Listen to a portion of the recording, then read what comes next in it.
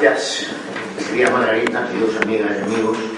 Cuando ahora Manolo Campo Vidal me preguntaba, porque se ha dado cuenta por el aspecto que no éramos de la misma generación, cuando empezó nuestra amistad, yo se lo explico. Porque yo era de los maduros y él era de los jóvenes. Eran los maduros que en un local en la Gran Vía número 43, donde se había forjado el contubernio de Núñez, a la vuelta de aquello y tras represalias, los pocos que pudimos salvar el pellejo e intentar reconstituir aquella sede y darle vida, contamos con un grupo de universitarios. Nosotros, repito, éramos maduros, los pocos que habíamos vuelto a Madrid, pero estos universitarios antifranquistas nos acompañaron y para todo lo que podíamos, queríamos y podíamos hacer, que eran cursillos, conferencias, charlas, lecturas de libros, que era una cosa muy útil entonces, libros comentados, nunca nos faltaban aquellos universitarios, aquellos chicos y chicas que estaban siempre y que muchas veces tenían que reprimir ante la presencia de un comisario de policía que no nos abandonaba. Muchas veces tenían que reprimir sus expresiones, sus opiniones, porque les rogábamos que por favor no dijesen todo lo que sentían y con razón, ya que inmediatamente nos cerraría, como en tantas veces ocurrió. Paradójicamente, pues para la conferencia de un economista liberal conservador, François Perroux, pero que sin embargo en otra ocasión nos encontramos con un señor que había de hablarnos de la vida del gaucho. Y nosotros dijimos, bueno, no es europeo, pero en fin, que verdad que el señor traído por Pedro Arana entre algo se llamaba Jorge Luis Borges y nos convirtió de fondo de lo interesante de la vida del gaucho. Por tanto, de aquella gente, y yo que estaba en una época intergeneracional, digamos,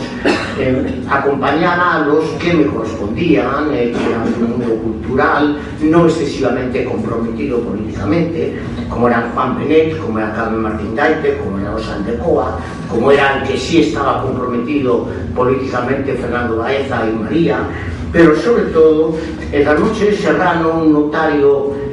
separado, que era lo que se decía entonces, no había divorciados, y que tenía las noches libres, dejaba su notaría y acompañaba a unos cuantos jóvenes que en aquel Baden-Baden, que siempre fue, se dijo acertadamente, seguirá siendo recoletos en verano y sin familia, pues me reunía con aquellos jóvenes y hablábamos, generalmente todos ellos socialdemócratas, entre los cuales no puedo, además de Roberto, olvidar la presencia, el trato, las conversaciones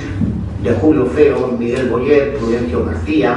Rodrigo Uría, Medeo Endano, Carlos Revilla, Luis García San Miguel, Pedro de Vega, aquí presente, y Luis Gomillón, que también venía de vez en cuando, sobre todo Mariano Pérez Galán, y siempre escuchamos la voz de un hombre joven,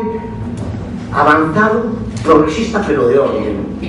Roberto Dorado. Oíamos el cuadro preciso y realista de la visión de un hombre que hablaba y vivía en pleno franquismo el futuro democrático y socialmente avanzado a través de algo que entonces estaba nebulosa, por supuesto, en la clandestinidad, un partido socialista que ya alguien, muchos años antes, en los años difíciles de los 50, Gerald Brennan habría dicho que iba a ser protagonista de la democracia reconquistada en España. Pues eso, desde ese modesto ámbito de las conversaciones nocturnas, claramente Roberto lo vivía, Roberto lo veía, y aquel científico, porque era un químico, y incipiente empresario, porque a ello le llevaba relaciones familiares, sin embargo, estaba en todo ello, no participaba porque, repito, era un hombre de orden, más bien, yo no sé si ya creo que supongo, mucho más pensaba o estaba cerca de la idea de ser bueno con respecto a Margarita, pero nosotros nos íbamos de juerga y recuerdo que acabamos nuestras jornadas bien en mi notaría, bien en el despacho de Eduardo Úrculo, pero luego al día siguiente nos preguntaba Roberto, bueno, ¿cuántos whiskies? No podíamos decir la verdad. Pero luego ya en una vida más estable, en plena transición, yo recuerdo que Roberto, un empresario, un empresario, un científico, sin embargo, se dedicó expresamente, allí la encontraba yo, a ayudar a la incipientemente reconocida UGT que estaba situada en la calle de San Bernardo. y allí iba y trabajaba todas las mañanas, estoy seguro, como tanta por su vida, con absoluto desprendimiento, con absoluta generosidad. Y allí, pues no solamente esos pequeños viajes que hacíamos por la recorrida de Madrid, sino también algunos que pretendíamos, por ejemplo, tanto él como yo, enamorados del fenómeno del kibutz, organizamos un viaje que luego tuvimos que dejar porque fuimos conscientes, conocedores del sesgo xenófobo, excluyente, fundamentalista que había tomado ese fenómeno. Y por tanto nos reducíamos, hablaba Miriam de muchos importantes largos viajes, quizá las dos parejas, Margarita y Roberto, Rosa y yo, hacíamos viajes próximos, pero no muy transitados por la gente. Por ejemplo, íbamos a Segovia, íbamos a Ucrés, comíamos, por supuesto, en Cuenca, y algún día aceptamos la invitación en Segovia, nuestros paseos por el Eresma, y allí,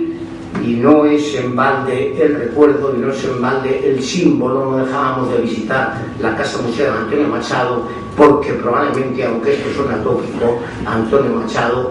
podía haber sido aplicado en cuanto a Roberto Dorado, aquello que decía de el mejor sentido de la palabra bueno. Así era Roberto. Bueno por consciente, bueno por padre de familia, bueno por luchador político, bueno por amigo de los amigos, bueno por saber vivir. No dejamos muchas noches, porque era un cinéfilo enorme, tras el cine ir a tomar algo que Margarita generosamente nos preparaba en su casa en San Nicolás, el par de whiskies, y hablar de todo lo necesario, pero no te pases, porque Roberto era austero, era esa austeridad que Tony Judd en sus tiempos habló,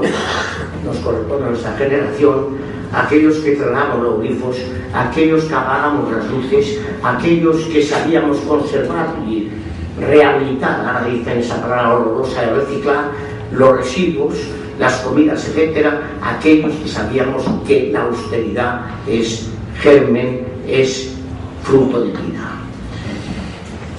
Íbamos a los museos, íbamos al cine, repito, pero en lo político él fue el que me llevó hacia un partido que, tras mi experiencia de democracia cristiana, entendí que era el verdadero destino a que yo podía estar dedicado, y en el que, cuando formando en aquella importante actividad, en aquel enorme compromiso de Roberto Dorado de hacer listas, no tenía en cuenta la amistad, y cuando yo, por ejemplo, se contaba conmigo, y aquí tengo que agradecer la presencia y la idea de entonces de Alfonso Guerra, yo le llevaba como argumento unos cuantos libros escritos y publicados por mí, y decía, no se trata de erudición, Carlos, no se trata de formación, se trata de compromiso, se trata de responsabilidad, se trata de seriedad, se trata de trabajar en este nuevo compromiso político con el cual queremos contar con todo. Y hay un aspecto de la vida de Roberto que yo creo que el cuarteto que formábamos, Rosa y yo, Margarita y él, Rosa y yo, nos hacía ser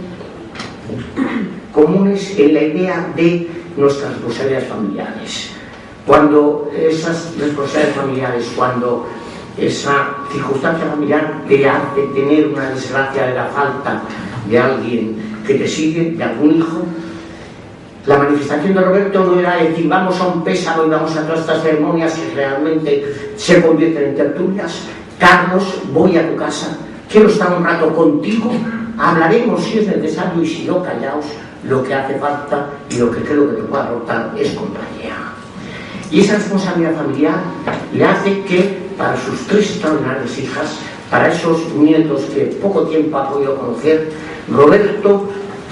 fuese consciente de que había estado pendientes de ellos, de que, y esto recuerdo algo que ha salido estos días, se ha resucitado malamente una frase de Tocqueville en la que parece que da a entender de que la civilidad y el compromiso con lo que ya Tocqueville descubrió lo que era la sociedad civil, ¿verdad? El compromiso con la sociedad civil, con la civilidad, es un tanto incompatible con la familiaridad, con el apego a la familia. Lo que un amigo de mi padre, que en aquellos tiempos un republicano liberal extremista, que se puede decir liberal conservador extremista que se ha dado, decía, es que no hay peor ciudadano que un buen padre de familia. Porque se pensaba en que ser padre de familia es el egoísmo, y estaban equivocados. el modelo de Roberto en su dedicación a la educación de sus hijas, el saber seguirlas, el saber corregirlas cuando sea necesario, el saber estar con ellas, es el modelo que a todos nos ha demostrado que puede convertirse en la expresión vital de encontrar en ellos, no solo para ellas, sino también en ellas, el modelo de un encuentro con futuras generaciones que nos van a seguir y en las cuales la idea de la solidaridad, la necesidad de la sostenibilidad de este pequeño planeta, la idea de que todos somos iguales y todos merecemos ser dignos, es algo que lo vemos en el ejemplo de nuestros hijos, en lo que ha tenido suerte Roberto, aunque sea poco tiempo, de verlo en los nietos. Muchas gracias.